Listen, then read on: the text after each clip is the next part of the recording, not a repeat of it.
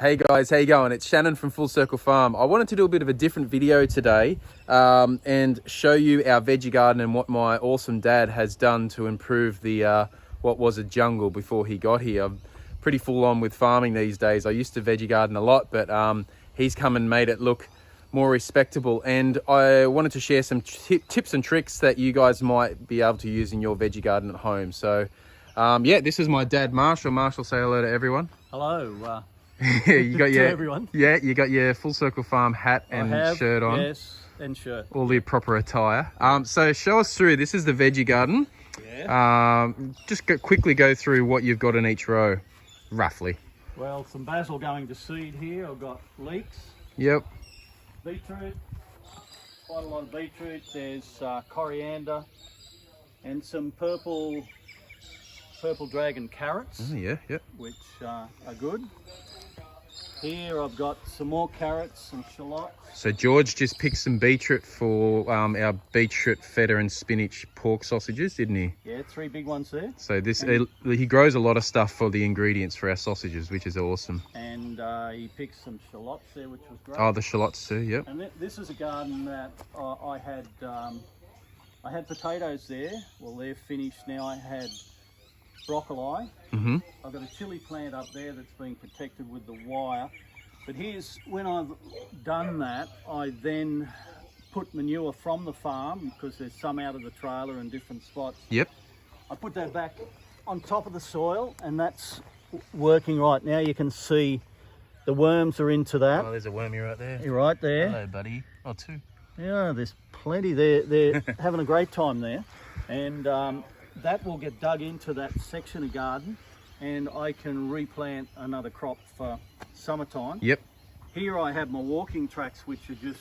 Okay, so what I can see, I'll just quickly go through. So you've got Jerusalem artichoke, purple beans, French beans, more beetroot, more purple beans, and these are your climbing beans? Yes, climbing green bean. Now look, I should show they're beautiful climbing beans. Look at the size, they're lovely. Bit of butter and garlic, fry them up. We've been eating them nearly every night. They're great. Stringless. And so are these beans getting married? Is that what the bridal... it could look like it, but we have a female bowerbird here. Yep. And the bowerbird lands on top and picks all the green leaves from the beans, and also the tendrils of the beans. Sometimes it just snaps them off. Okay. Even down low it'll have a go at them. But so a bit of predator protection. This solved the problem, because it's a beautiful bird. Yep. We like having the bird around, but it just got an easy access there. Easy access. Another and big so bean. See that big bean there? Oh gee, pretty good. I'll have that for dinner. So we've got a row of tomatoes. Yes. And then we've got all our big feeders, our big creepers like pumpkin, some more climbing beans there as well, pumpkin, watermelon, rock melon, heaps of cucumbers, and some corn. Is that? That is corn coming up, son. Okay, now come back to here. We'll go back to where we were talking about the mulch in the rows. Yes. Oh, look. And I wanted to show... Look, stop showing off your harvest. And there's some others I took inside, but see, nice cucumbers. Yeah. Backyard veggie gardens are so good, guys. Okay, so explain why we have the mulch, or why you have the mulch in between the rows. What's that for?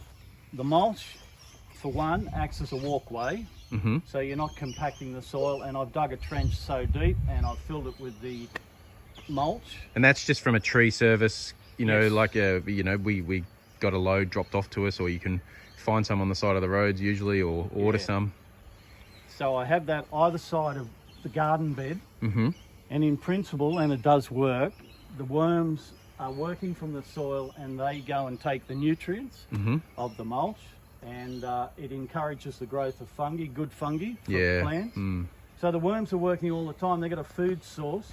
I've got a path to walk on, so I'm not tramping the soil down. Mm-hmm. And it sort of developed as I went with the garden, but it really works well. It's just a great way for the plants to be protected from being walked on. I can reach everything either side. That's great. And so if you want more information about that, guys, if you Google Back to Eden Farming, there's a guy on there. He's he's a very spiritual fella, but he's a nice guy, and he's done a video on how he uses like the wood chip mulch in there in his gardening. So I think, yeah, Back to Eden, just YouTube. I think it's a free documentary, but if you have a look, it's hard to get underneath here, but basically as the mulch starts breaking down, it gets better and better, and it slowly just turns into chocolate cake, and then that's feeding the soil. So it's fantastic. Now I noticed here you've got a lot of scattered things everywhere, Yeah. and so that would be confusing pests in a way as well, because everything's everywhere. Yeah. But so what do you do in regards to crop rotation? So for everyone watching at home, so he's got a row of tomatoes there. Would you plant tomatoes there again next year? No, I wouldn't, because tomatoes are prone to certain diseases if you use the same soil. Right. So it's soil-borne diseases. So I will probably have them maybe in this row here next year, but I won't grow them there again for a year or two. Yes. And because on Shannon's garden, there's plenty of room, I have that luxury instead. At home, sometimes you've just got to really think about it a bit more, but Yeah. here it's a luxury. And so that'll work well. They won't be in the same spot next year. Yeah. I want to tell you something if I could. Yeah. The baskets there. Yeah, what the heck are those baskets, Dad? I have no idea what they're for. Oh. Wait on, I'll show them what it's for. See this little thing here? Meow. And that dog over there, Yeah. and that dog over there. Yeah. That's what that's for, isn't it? Yes, because that dog over there, Jazz, is a beautiful little puppy, but just in there you can't see, but has dug out some new cucumbers.